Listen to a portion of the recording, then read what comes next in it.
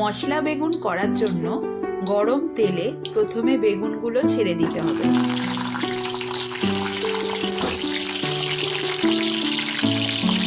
এবার দেখো বেগুনটাকে খুব ভালোভাবে ভেজে নিতে হবে যাতে বেগুনটা কাঁচা না থাকে।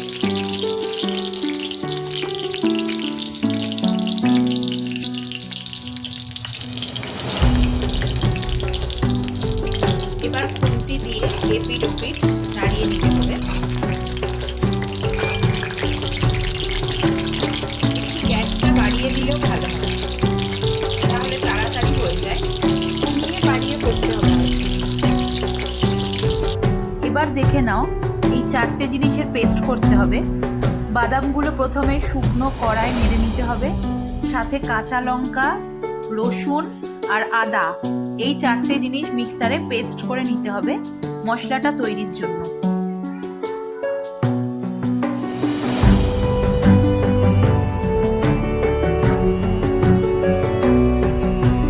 এই দেখো বেগুনের মশলাটা রেডি হয়ে গেছে।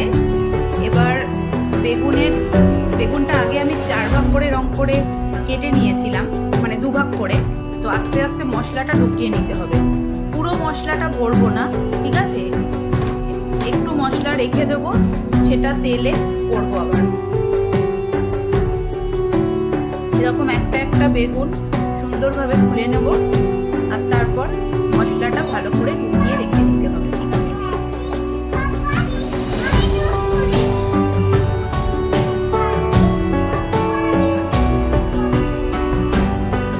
এবার তেলটা গরম করতে দেব।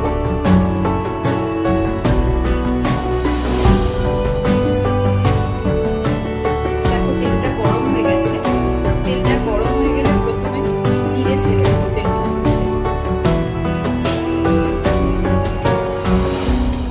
জিরেটা একটু হয়ে আসলে গ্যাসটা একটু কমিয়ে দেব, দিয়ে যে মশলাটা তখন রেখেছিলাম সেটা আস্তে আস্তে তেলের মধ্যে ছেড়ে দেবো, ঠিক আছে?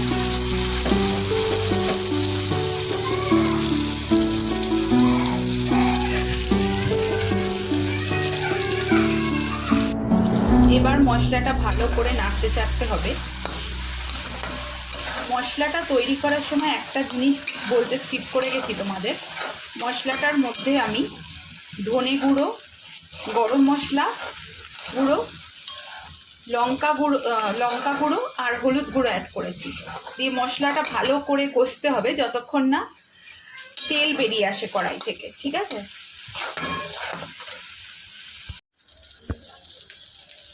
এই দেখো মশলা থেকে তেল বেরিয়ে এসেছিল। তারপর বেগুনটা ছেড়ে দিয়ে বেগুনটাকে ভালোভাবে নাড়তে চাড়তে হবে।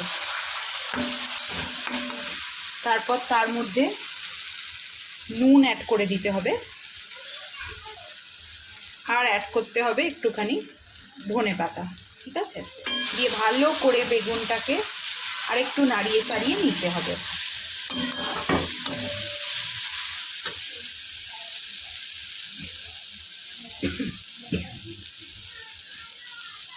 গ্যাসটা কমিয়ে দিতে হবে একটু।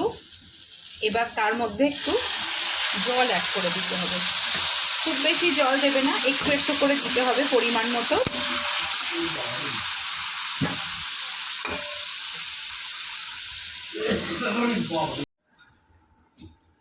এই দেখো আমাদের মশলা বেগুনটা রেডি হয়ে গেছে।